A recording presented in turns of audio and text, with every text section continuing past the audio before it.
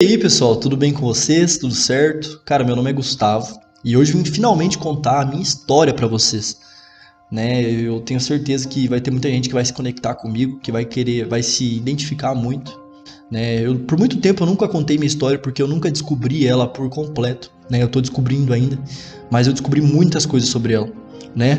E quero tirar a primeira dúvida aqui que muitos têm, né? Que é meu nome é Gustavo Martins, meu nome não é Gustavo Martins, meu nome é Gustavo Rodrigues, sobrinho do Prado, né? Muitas pessoas perguntavam, ela ficava meio, né, sem saber, porque assim, eu estudava numa escola, né, no Premem, e a professora na hora de chamada falava Gustavo Rodrigues, sobrinho, né, e eu levantava a mão, e na rede social eu tô Gustavo Martins, porque hoje eu me considero como Gustavo Rodrigues Martins, né, mas eu vou explicar pra vocês no decorrer da história, vocês vão entender. Né? Primeira coisa, eu sou adotado, tá? Então meu nome é Gustavo Rodrigues Sobrinho do Prado, meu nome verdadeiro, que tá na minha identidade, e eu sou adotado. Eu vou contar pra vocês como que é a minha história, como que aconteceu, como que surgiu, vou contar tudo pra vocês, certo? Então, há um tempo atrás, né, aqui em Toledo, Paraná, nasceu um menino. E esse menino não tinha muito destino, né? Deus criou ele, mas Deus tinha algo muito grande preparado para ele. Só que o pessoal, o ecossistema daquilo lá não sabia disso, né? Então, vamos começar do zero então. Então o pai desse menino ele foi preso e a mãe desse menino tentava proteger o pai, né? E foi presa também. Lá na cadeia eles fazem exames médicos, né, para os detentos. Então eles fizeram primeiro no meu pai, de boa, né? Tudo tranquilinho. Aí fizeram na minha mãe. E quando foi feito na minha mãe, descobriu que ela estava grávida. Então o Gustavo foi descoberto na cadeia. E a polícia teve que liberar ela porque ela estava, né, em gestação, né? Ela descobriu lá também que estava em gestação e a polícia liberou. Foi decorrendo do tempo, né, os meses, né, para uma criança nascer, e minha mãe começou a ter surtos, né? Então ela foi internada. Ela foi internada em reabilitação, né? Depois que eu nasci, ela foi internada. E daí a dúvida era, poxa, o pai dessa criança tá preso e a mãe foi internada. Com quem que essa criança vai fazer? Com quem que ela vai ficar? Aí aparece o conselho tutelar, né? O conselho tutelar vai levar pro orfanato, porque é lá que leva, né, as crianças que não tem o pai e a mãe presentes ou estáveis para cuidar da criança. E daí, pô, a minha avó, né, minha avó por chamada perpétua, minha avó de sangue, ela lutou muito por mim. Falou, não, eu vou ficar com a criança, e ela ficou comigo. Ela foi lá, lutou pela minha guarda e conseguiu. Então, Gustavo ficou com a avó, foi criado pela avó conforme um tempo. E assim como toda pessoa, ela precisava sustentar ela e mais uma criança, né? Porque todo mundo sabe que uma criança tem muitos gastos, né? Desde o momento que ela nasce, tem muitos gastos com fralda, comida, e a comida específica, não pode ser qualquer comida. E ela precisava sustentar, então ela precisou ir trabalhar, né? E ela foi trabalhar numa mulher chamada Vânia, né? E ela precisava deixar em algum lugar para trabalhar. Ela não dá para levar eu junto lá, porque, pô, de alguma forma ele tá incomodando muito e acabar atrapalhando, né? Então ela deixou na mãe dessa Vânia, que era uma mulher, era uma pessoa mais idosa já. E essa mulher cuidava de mim e ela trabalhava na filha dela, na filha dessa mulher, né, que é a Vânia.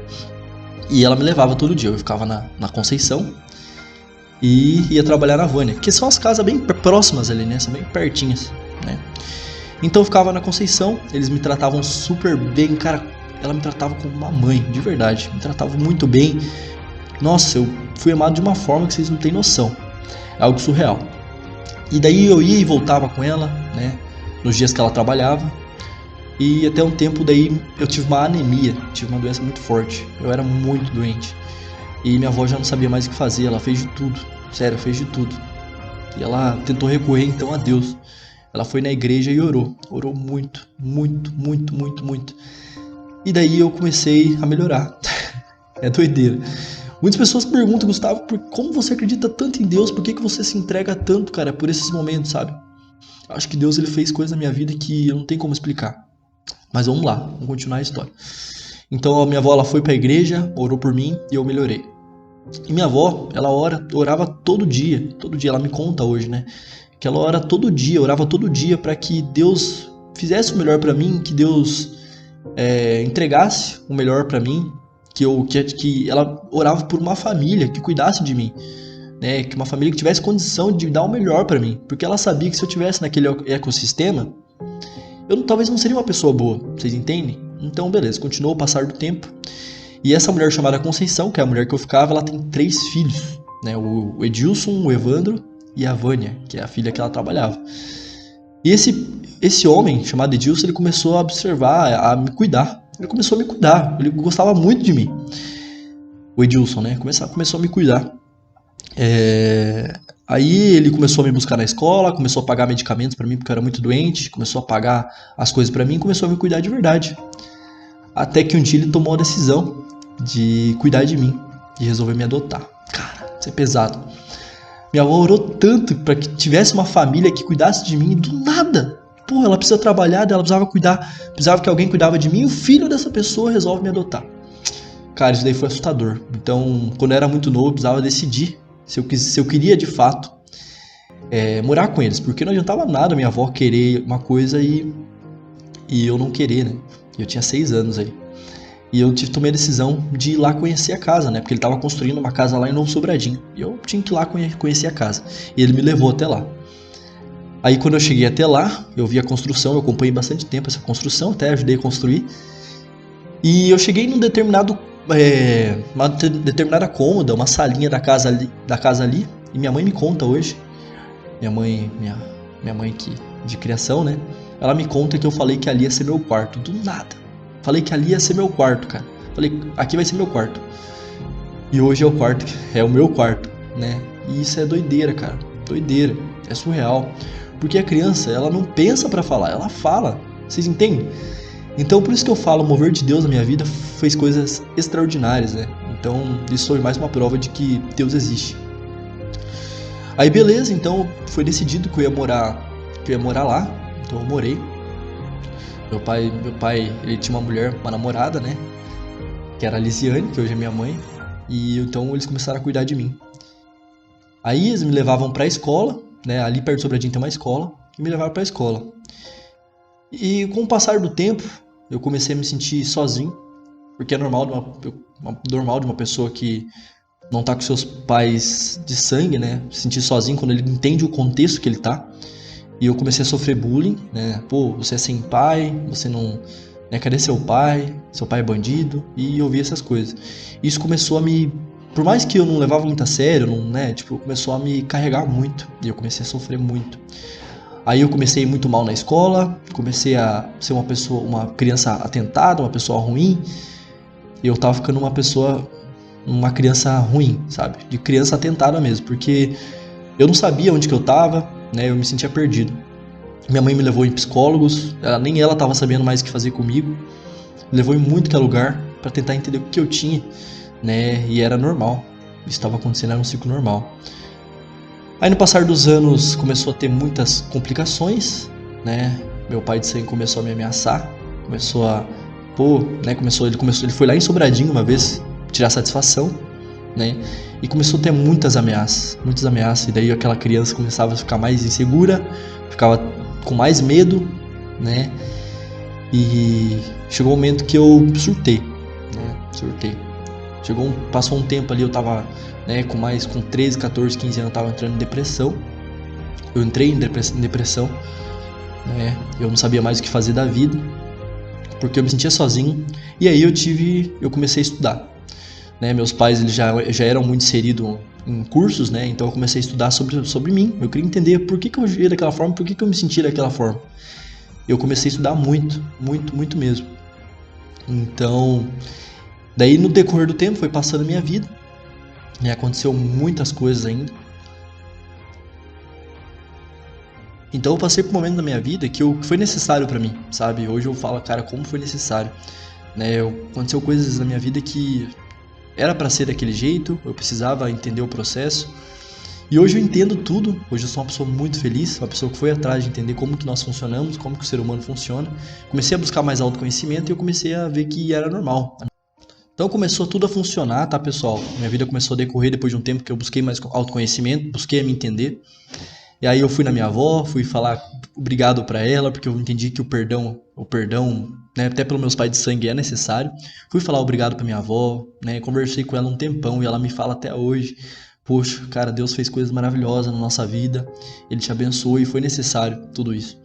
E ela até chora, sabe, porque, pô, isso foi coisas do além, né, então eu perdoei meu pai de sangue, porque eu vi que isso era necessário também. Hoje a gente conversa, nas redes sociais, troca um papo legal. Mas hoje, uma coisa que falta em mim, que eu sei que eu preciso ir atrás, é minha mãe. Minha mãe, Josiane, né? Ela se envolveu com pessoas ruins, está num ecossistema que não é para ser o dela, e ela tá nas drogas. E isso me mexeu muito quando eu descobri que ela não tava vivendo mais, que ela tava uma pessoa que não sabia mais o que fazer da vida. Ela tá hoje ainda. E eu sinto que eu preciso ir atrás dela, sabe? Eu preciso conversar com ela, entender como é que ela tá, tentar ajudar ela. E eu sinto que eu preciso isso e eu vou fazer isso ainda, com certeza. Então, minha mãe até hoje faz 10 anos que eu não vejo ela, né? 10 anos que eu não tenho contato, não falo com ela. As outras redes sociais ela não tá, mas daí um dia eu tava na faculdade, né? Eu faço faculdade de Direito. Foi né? Vamos já voltar, isso também foi um sonho pra mim. Poxa, um menino que é adotado, que não tinha pai e mãe no início lá, hoje faz faculdade de Direito. Uau! Quando eu conquistei isso, eu fiquei, nossa, começou a brilhar minha mente, comecei a sentir uma sensação maravilhosa. Minha avó hoje tem orgulho, né? Então quem diria isso? Mas enfim, eu tava na faculdade de Direito, faço à noite, e meu primo de sangue, tenho contatos com meus tios, meus primos de sangue, que é o Matheus Henrique, ele mandou pra mim a foto da minha mãe. Minha mãe foi lá na casa da minha tia, e ela tava fora de si, a droga faz com uma pessoa, ela deforma o rosto, deforma o corpo, tava uma pessoa irreconhecível. Quando eu olhei aquela foto, deu um choque em mim, deu um choque muito grande, porque eu não sabia o que fazer. Falei, cara, como assim, velho? E eu comecei a me sentir culpado sobre aquilo, dela estar daquele jeito, sabe? Eu comecei a me sentir culpado, falei, cara, é culpa minha, porque se eu tivesse perto dela, segurando a mão dela, não estaria desse jeito. E, na verdade, nada disso é culpa minha, sabe? Não tem culpa com isso. Depois eu comecei a descobrir isso. Meus pais começaram a me falar, Gustavo, você não tem culpa. Foi escolha dela, né? Mas eu ainda sinto que hoje eu preciso ir atrás dela, e eu vou. Né? Então o tempo foi se passando, e esses dias, pessoal, aconteceu uma coisa surreal. Foi mais um código que destravou em mim, né? Pra quem não sabe, eu passei a ceia de Natal no Evandro, né? Que é o meu tio, que hoje eu considero como meu tio. E lá, a gente tava sentado lá perto, porque numa chácara tem bastantes animais.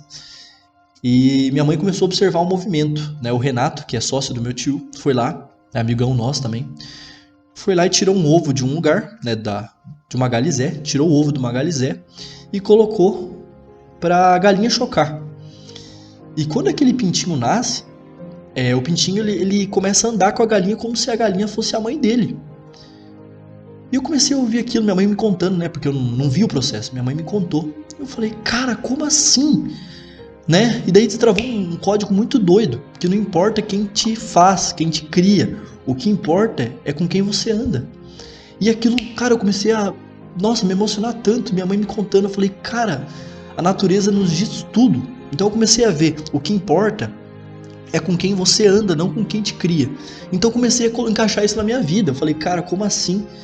Né? Então o Renato ele tirou o ovo da galizé e colocou pra galinha, e o pintinho ele vai andando ali como se fosse filho da galinha, né? Então isso na nossa vida. Então se você estiver andando com pessoas que não fazem sentido na tua vida, você vai ser uma pessoa sem sentido também, você entende? Então não importa se você hoje é uma pessoa adotada, não importa se você é adotado, o que importa é com quem você anda, né? E hoje eu sou a pessoa que eu sou, claro, pela minha história, mas eu sou por causa dos meus pais atuais, né? A Lisiane e o Edilson fizeram coisas na minha vida maravilhosas, são meus pais. E eu falei pra mãe, eu não sei o que tá acontecendo comigo, mas eu sinto como se eu tivesse sido gerado de você. Eu sinto como se eu fosse teu filho mesmo, como se eu tivesse sido gerado da tua barriga. Aí ela me contou essa história, eu fiquei, cara, como assim? Né? Ela contou essa história e falou, filho, eu também sou sua mãe. Então eu comecei a ver que, realmente, eu sou aquilo com quem eu ando, né? Eles que me criaram e eu sempre vou ser filho deles, eu sempre vou considerar eles como meus pais, né? Isso foi assustador. Então essa é a minha história, né? É mais ou menos isso. Tem muitas coisas ainda pra contar, mas em base é isso, certo? E eu espero que vocês tenham se conectado. Se fez sentido pra você entender isso, né? Eu agradeço muito. Né? Tem outra coisa também, meu nome é Gustavo Martins, meu nome é Gustavo Rodrigues Martins, hoje eu me considero com esse nome. Na minha identidade tá Gustavo Rodrigues Sobrinho do Prado, mas hoje eu coloquei o Martins, que meu Martins é do meu pai atual, né? E eu peguei o nome dele, então meu nome é Gustavo Rodrigues Martins. Então por isso que veio o Martins, é Gustavo Martins. Beleza? Então eu agradeço por você estar aqui, tá? Eu peço desculpa se você não conseguiu entender alguma coisa. Entre em contato comigo lá no Instagram que eu vou estar ajudando vocês da melhor forma possível. Beleza? Muito obrigado.